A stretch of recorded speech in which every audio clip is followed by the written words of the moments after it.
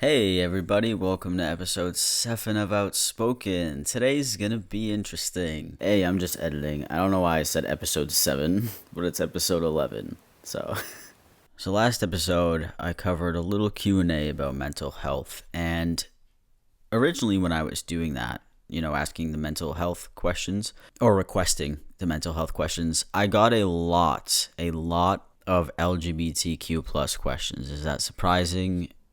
No, not really. And, I've been getting these questions for years. So I figured, you know what? I'm going to answer as many questions as I can in today's episode about like LGBT stuff. And, if there needs to be like a part 2 or something to this, I'll definitely do it too. But today I wanted to answer a bunch of LGBT questions. Okay. And basically this episode is going to be like an entire LGBT episode dedicated, if you're struggling with anything LGBT related. And if you're not, I'm so sorry.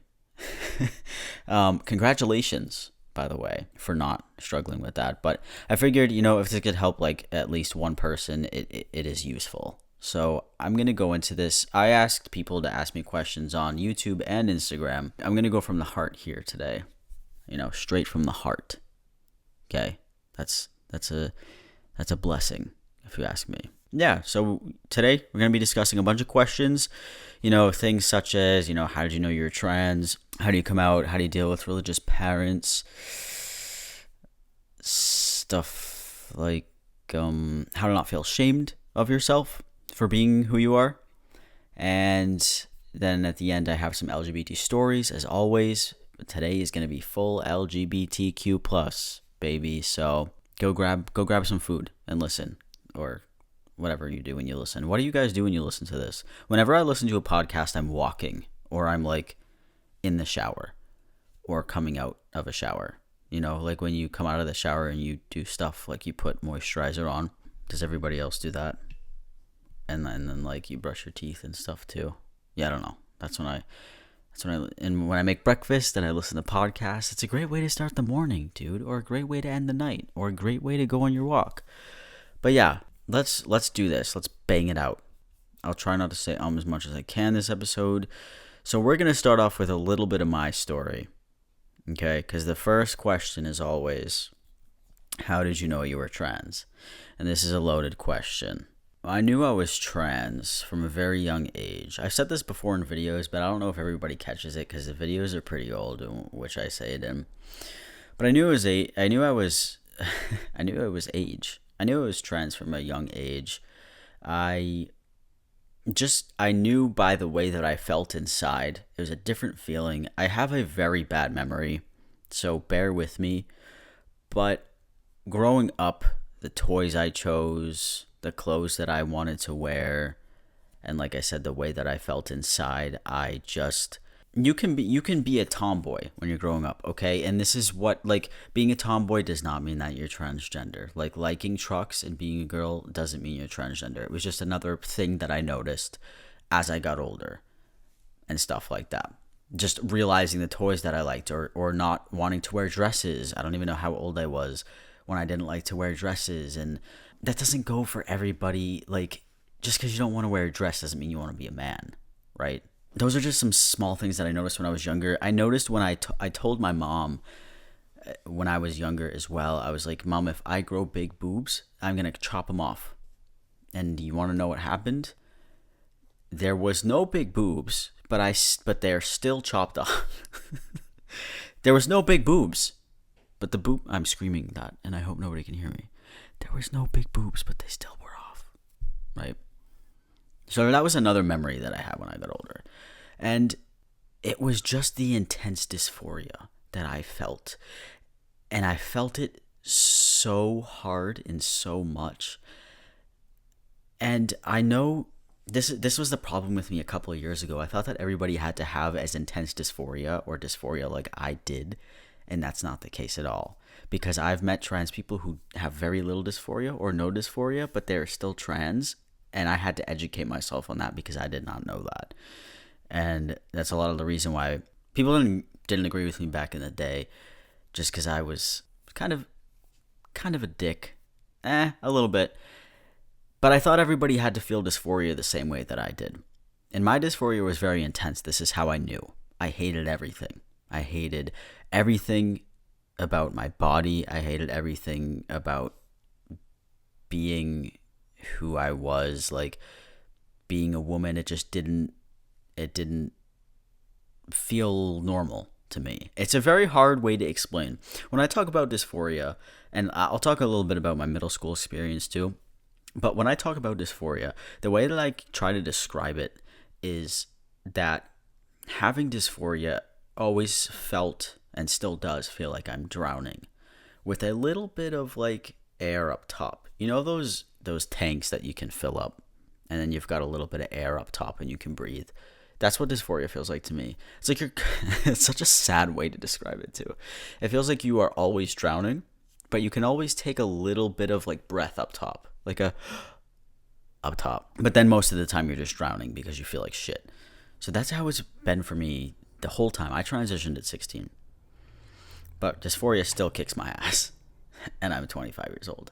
So after surgery, after hormones, it'll still kick my ass. You know, that was the main reason that I knew I was trans, was my intense dysphoria, and Googling it and finding out what the hell that was, because I didn't know what it was. I had it for years. And I was like, this is such a weird thing. I don't understand why I want to be a boy. That's weird.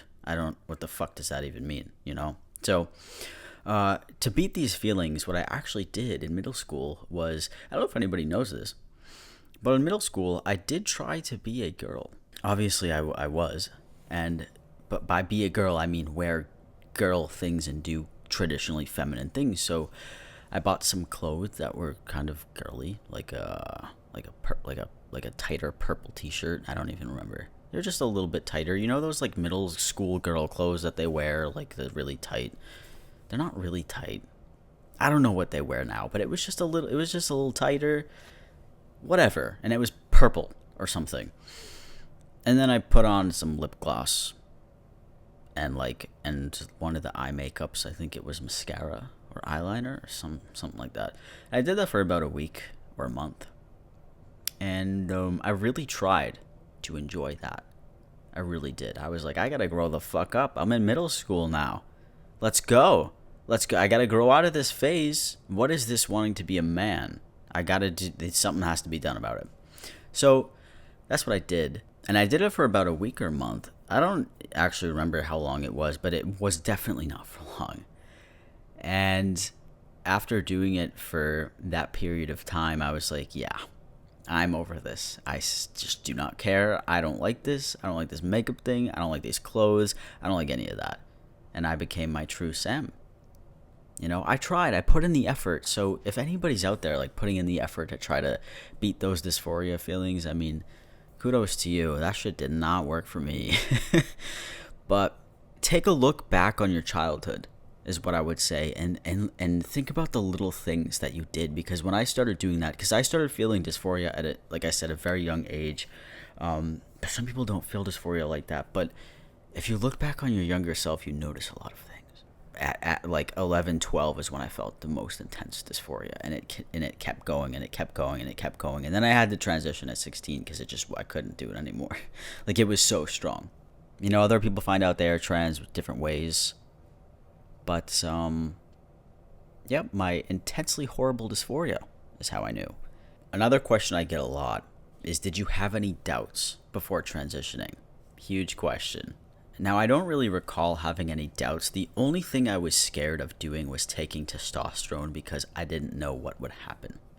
I wanted the effects of testosterone. I wanted this voice. I wanted the facial hair. I wanted all of that. But I was young. How old was I when I started T? 2013. So what's 2021 minus 2013? That is 8 years. So what's 25 minus 8? That is 17, right? 1, 2, 3, 5, 6, 7. Yeah. So I started T at 17, which is young. I know some people start younger, but it's a very scary decision to make when you're that young. And all I can remember from thinking about starting T was, I know that I'm trans. I felt this way for so long.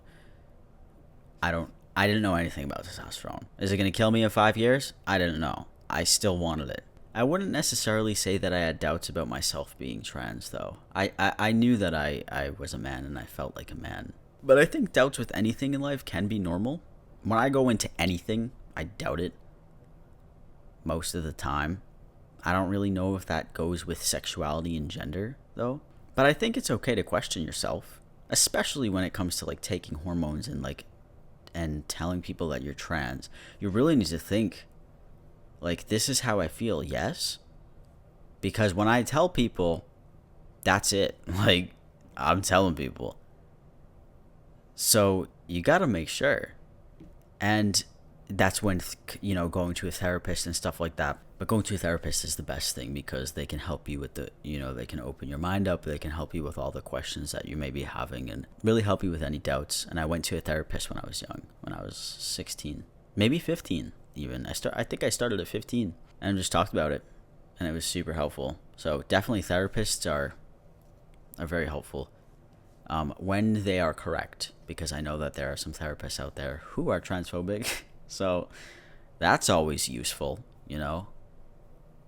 Fully joking. Another huge question I get asked all the time. People who cannot come out to family that is not supportive. Dealing with homophobic or transphobic parents. Basically the question, coming out. I know my family is transphobic, LGBT phobic, whatever. How do I come out to them? How do I do this? What do I do? I'm 14 years old and my parents hate gay people. And I know that I'm gay. What the fuck do I do? This is a hard one for me. All right, because my family was never really like transphobic ever. I mean, granted, some of them, I would say that they are a little bit transphobic. They don't really hate trans people. I don't fucking know. I'm just taking a guess. Not supportive. Didn't like it. Didn't like trans people. Probably don't like gay people. That was extended family, though, not my immediate family. So, from my experience, I came out to my mom because my mom was my closest. She raised me alone. And most of my family was my aunts and my cousins and my dad. They never said anything rude. And when I'm imagining this question, I'm imagining rude talking about trans and gay people. So my number one rule is do not come out if you are not safe. If you know your family or your parents or whatever are going to do the most, how I feel as a person, I would not come out to them because you always want to be safe. All right, you never want to put yourself in danger. I don't know how anybody's families are. This is why it's really hard to give advice. It's best to see a therapist. If you can see a therapist, it's highly suggested, whether it's on Zoom calls in person. You can ask your parents. Like, I would like to get a therapist. I'm going through some stuff. And a therapist can't really tell your parents. I don't know how that varies by country and by state, but I know that they cannot tell other people your business unless it's like very, very serious, like you want to go on a rampage and hurt people, right? So that's why therapy is always my number one go-to, any type of this advice. But if you can't do that, like I say, only come out if you are safe. If you have any trusted friends that you would like to come out to, and your friends are cool, maybe you have a gay friend or something, or anyone LGBT, I think it's good to come out to them first before you come out to anybody, because they'll understand you the most. Friends are always great. Friends have always been great. I have a YouTube video with my mom. If you maybe just Google Sam Collins' mom on YouTube, it's probably super cringy. I forget what it is about. But I remember it was just about being trans. And I feel like if you were to show that to somebody who is unsupportive, it could help, maybe. But I don't necessarily think it's going to shift their minds. But seeing another adult and parent talk about the situation, I think that's a little bit helpful, even 1% helpful. I was thinking of doing another video with my mom about this stuff so kids could show their parents this, how it is. It's just a very hard subject, dude, and I don't want to give the wrong advice, but I just gotta say your safety is your number one priority. So if you are gay or any sexuality wise, hey, just wait till you're like 18, or wait till you are in a safe environment where you can be like, hey, mom and dad, by the way, I am bisexual.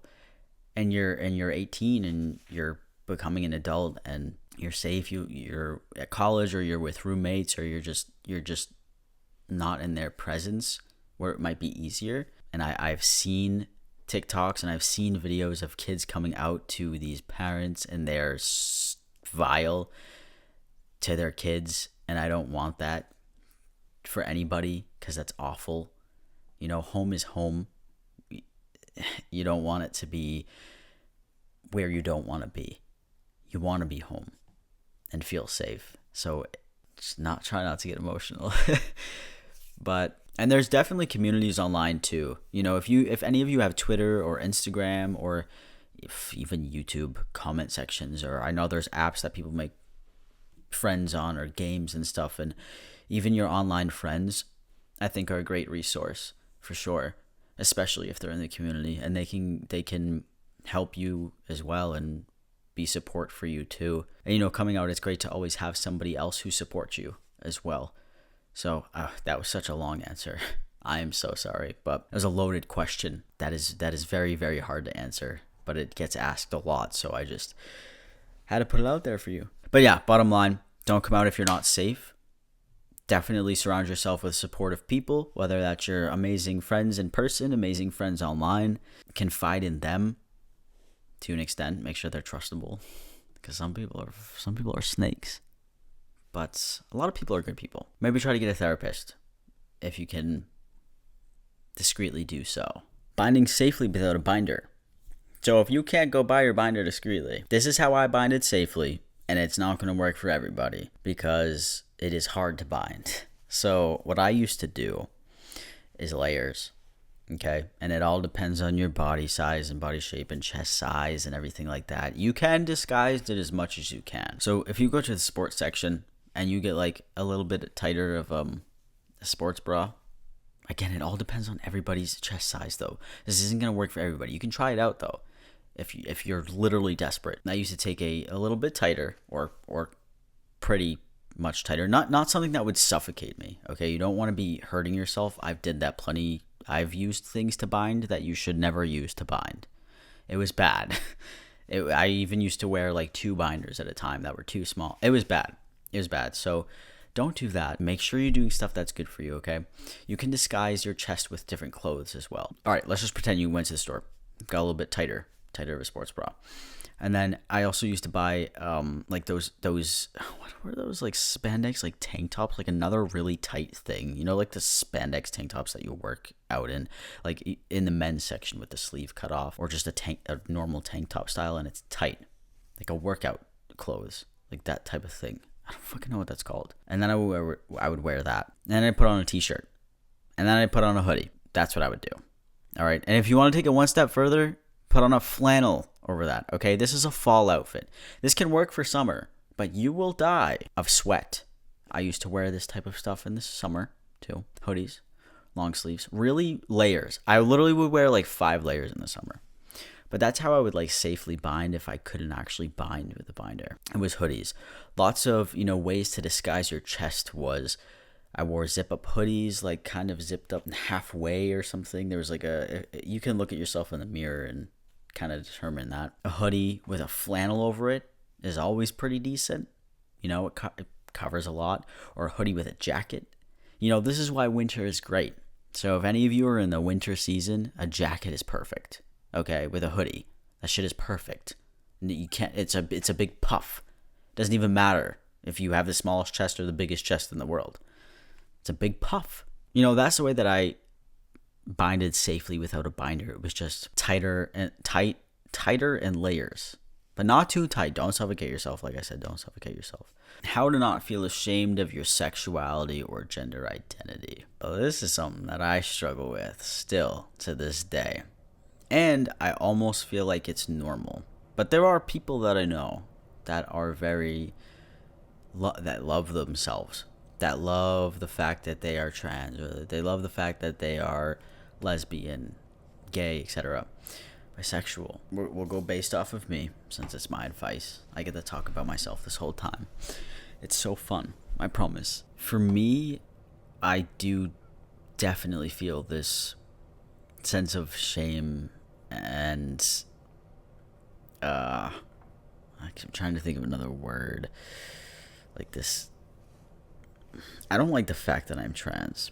It's very hard for me to live with the fact that I'm trans. Like, I wake up every morning and I'm like, this shit sucks still. And it's been almost 10 years. And I just feel like with society, this is how a lot of us feel, whether you're gay or trans. And I feel like just because of how society has shown relationships and people and everything in the world, and what normal is and how normal is supposed to be, and then when we're like, shit, I like guys, or shit, I feel like a guy, what now? That's not society's thing. That's just not how it goes. And now I feel like this, and I'm different from everybody else. And how do you not feel ashamed of that, you know? And I wanted to share this question just to let you know that you're not alone. I have a lot of LGBT friends, and a lot of them also feel this way. Like, they are gay, but it's hard not to feel ashamed about it. I don't even know, does that go for a lot of people? Like, if you're listening right now, do you feel ashamed that you are whatever? Because I still have that internalized, I hate being trans. Why me? Why is it this sucks? I hate it, and I gotta deal with it, and it sucks, and I really just don't like this part about myself. And and it's funny because I'm a big advocate for making fun of transphobes, because it doesn't make any sense. It doesn't. Transphobia still doesn't make sense to me. But at the end of the day, I still don't like the fact that I'm trans. Like, still weirds me out. I think what you have to do, and what I started to do this past year, is accept it. Like, I think it'll take a long time, but if you really think about it, and I have to think about it in this stupid way, we're all on a giant rock on Earth. Who gives a fuck if I put hormones into my body and I'm a transgender man? Like, that's the way that I have to think about it, on like a giant scale. Like, I'm on a rock, this is how I feel, and this is how I'm gonna do it. You know, if you are attracted to the same sex, animals are. Alright, think about that one. Think about that. Some animals, like other man animals and other woman animals, think about the animals. And think about the rock. Not Dwayne the Rock, but the floating rock that you are on. Does it really matter? But yeah, when I'm feeling like I'm super ashamed of being trans, I just gotta sit back and say, that is dramatic and that is stupid. It's a small part of me. It's not my whole being, alright? Yes, I do have to deal with it every day. I'm aware that I have to do it. But I'm also Sam, and I also love birds, and I also love video games, and I also am smart, and I'm also kind. I'm everything else that isn't the LGBT thing.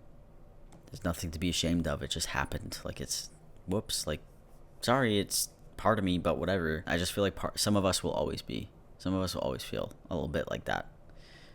And I think I'm one of them too, so don't worry about it. Another question I got was along the lines of picking an identity.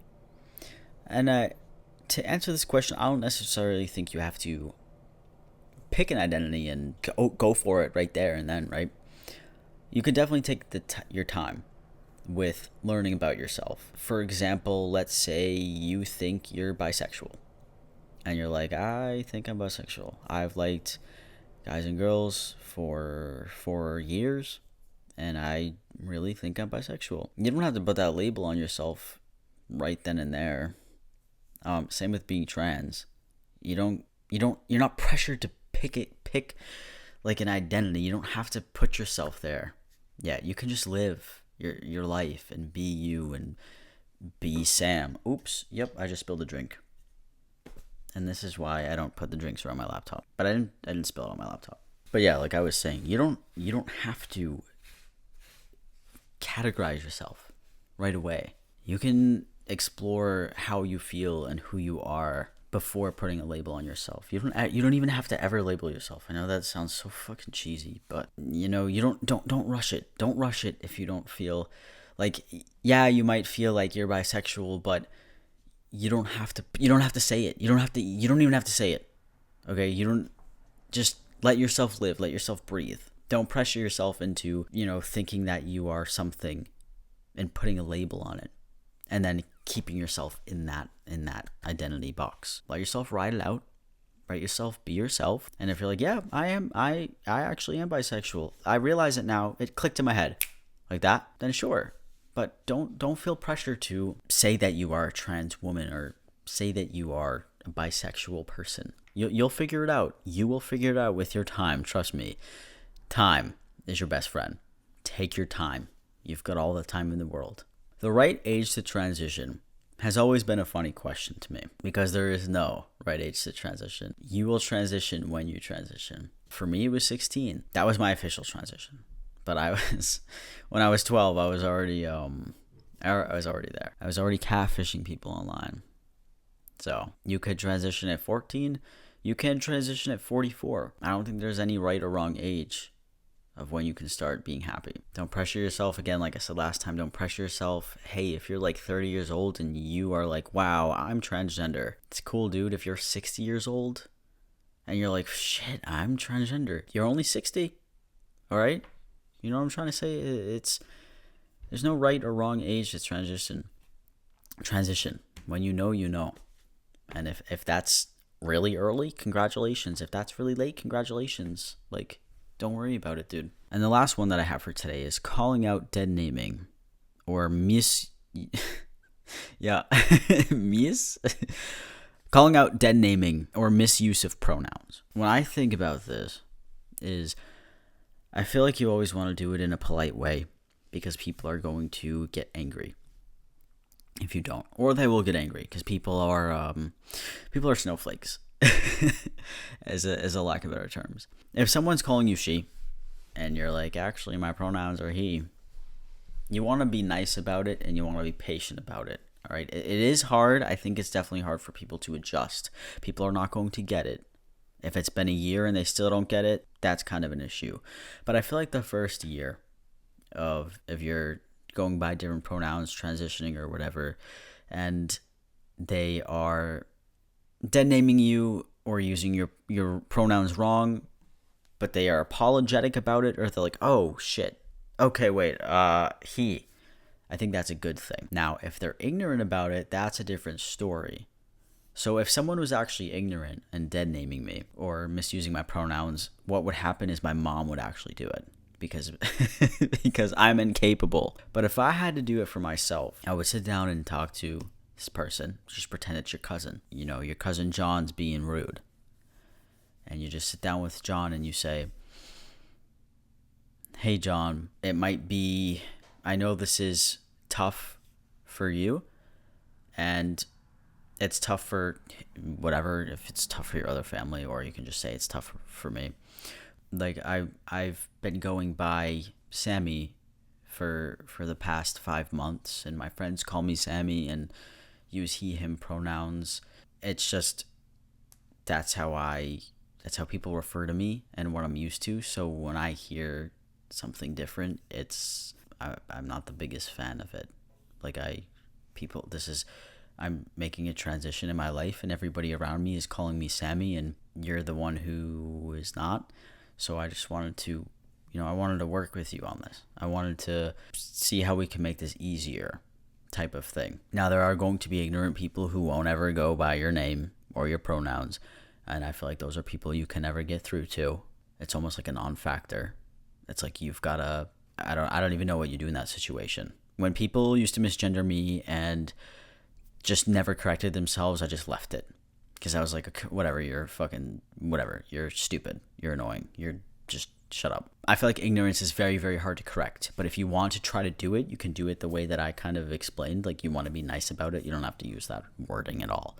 That was just me acting it out. But you want to be nice about it, because if you're mean about it, then they're going to throw a fit. When you go into anything angry, people naturally are going to get angry. So if you're nice about it, you're like, hey, John, everyone's calling me Sammy and he, him for the past 6 months. I noticed that you are not, and I just wanted to say that. So I don't know if you forgot, you can act like that. I don't know if you forgot, but these are my pronouns and this is my name. And if he's like, oh, that's a load of bullshit, whatever, you can just be like, okay, whatever, like, all right, okay, or okay, whatever. You can't force somebody to use it because people are going to be mad about it, whatever. I feel like if that's the case, then just let it blow over. It's annoying, but from my experience, I couldn't be bothered to deal with annoying people. I just couldn't do it. Even if it's my closest family, I can't do it. I don't have the energy. It depends on the person. You might, but I don't have the energy to argue. And if it's an actual genuine, they're messing up and they're like, man, I meant to call you Sammy, I'm sorry, and you're trying to remind them that way, I think it's a lot easier. Same approach, but it's a lot easier because they'll be like, I know I meant to say Sammy and I forgot, whatever. Be careful with the ignorance. Be careful with the actual misgendering and dead naming on purpose, because people, I think they will be hostile based on my own experience. I don't know why they want to be hostile about it, but some people just are. All right, and to end today's episode, I hope all this advice helped you. Sometimes I feel like I'm great at advice, but sometimes I feel like I'm confusing. Now, a lot of this is based off of my own personal experiences and my own opinions. So if you go into this stuff, it's not guaranteed that everything is going to work out. Obviously, I know that you all know that, but just want to remind you, everybody's different. Everybody reacts to things differently. I don't know your family. I don't know your situation. I don't know you. My main priority is be careful and be safe, 100%. And therapist, 100%. Proper therapist. Let me read this. Someone actually asked advice in one of these, but the first one is actually really funny, so I'm going to read this for you because this is one of my nightmares as well, and I think this is a nightmare for all of us, right? My school has been online since last March, and I absolutely hate it. I have trouble focusing and never pay attention on my Zoom meetings, so sometimes I talk to myself to keep my brain focused on the subject. So the other day, I was in my biology Zoom. My internet cut out and kicked me out of the meeting, so I joined back on my phone. My teacher started covering the lesson. He was talking about cell reproduction, something like that, and he mentioned asexual reproduction. And I was like, that's me. And then he says, which one? And I'm confused. I was thinking, did he just hear what I said, or is he talking to somebody else? He then says, you're unmuted, and I freaked out. I accidentally came out to my entire biology class as asexual. Then I get a text from one of my friends being like, bro, are you okay? And then I was forced to come out to her, and I was like, oh yeah, I'm ace. So basically, I don't know if anybody realized that I accidentally came out to them, but I definitely did. So that was the story, and I laughed out loud when I read this because that shit is embarrassing. There's nothing worse than thinking that you're muted and then doing something. Or saying something. What if you're on Zoom class and you accidentally come out and you're saying some stupid shit like that's me? I don't know what I would do in that situation. I would hate it. I would shrivel up and I would drop the class and I'd fail. Or what if you're unmuted on Zoom and you're using the bathroom? I don't know. Do people do that? Do you guys do that? That should just be embarrassing. Good luck to you. I didn't catch this person's name, but good luck to you in your venture as coming out as ace to your entire class. It must feel great. So here we go with one more piece of advice. Ready? I'm a pansexual female teen with a preference for girls, and I always joked about being gay with my family. My mom used to always straight up say gay people were sick, but I thought my brother and dad supported the LGBTQ because they usually laughed it off. I'm an artist, by the way, for a little backstory. So a few days ago, I showed my dad and brother this painting I'd been working on. It was a shirtless guy, and my brother asked me if that was my dream boyfriend. And out of the blue, I decided to come out, and I said, oh, I like girls. And they suddenly went serious. And for the next 20 minutes, they explained to me how gay people were sick and that they were going to submit me to a mental hospital. After they were done, I was holding back tears because I was obviously hurt that my family didn't accept me, but I didn't want to be kicked out, so I laughed it off and said it was a joke, as I always did. Any advice? So in this situation, if you can you put somebody in a mental hospital for, you can't put somebody in a mental hospital for no reason. Can you, if they're younger? In this situation, if I had family and I was in high school or middle school, whatever, and they said that they went on a rant about how gay people are sick in the head for 20 minutes, I don't think I would come out to them, because that seems like a safety thing. They're going to push you into a mental hospital because you said that you are gay. In this situation, no, I don't think I would say anything, because there's a reason why they're saying that gay people are sick. That's terrifying. Like, that's a terrifying thing. Like, if somebody was saying that trans people are sick, that is terrifying to me. So on a full serious note, I would just leave it. I would just leave it, and it's fine, because I don't know what anybody's family is capable of. Not to scare anybody, but it's serious. It's a serious subject. So yeah, stay safe. Don't say anything again. I always think it's a great idea to wait until you are older and you're with your friends, you live with your friends, or you have your own place, or you're in college, to come out to people who actually really are homophobic and transphobic. So yeah, stay safe, please, because that is terrifying. So yeah, with all that being said, I'm going to end this episode. I hope you all liked it. If anybody wants to submit a story, you can submit it to outspokensam@gmail.com. If you want me to do another segment like this with advice for LGBT anything, let me know. But yeah, just let me know if this was helpful or not. And again, thank you so much for watching. I appreciate all of you. I will see you next week with a new episode. It will be funny, I promise. All right, bye.